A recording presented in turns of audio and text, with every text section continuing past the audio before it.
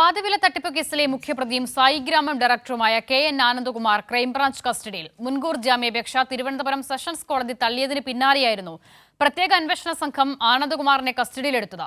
അതേസമയം ദേഹാസ്വാസ്ഥ്യം അനുഭവപ്പെട്ട ആനന്ദകുമാർ തിരുവനന്തപുരത്തെ സ്വകാര്യ ആശുപത്രിയിൽ ചികിത്സ തേടി.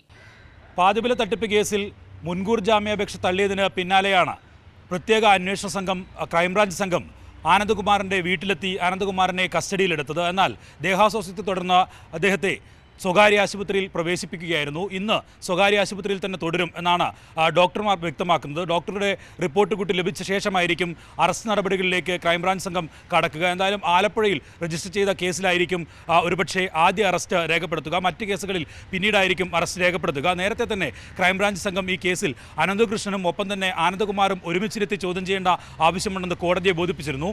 കോടതി ഇക്കാര്യത്തിൽ വ്യക്തമാക്കിയത് നേരത്തെ ആനന്ദകുമാർ കോടതിയിൽ അവതരിപ്പിച്ച കാര്യങ്ങൾ അത് വിശ്വാസത്തിലെടുക്കാൻ കഴിയില്ല.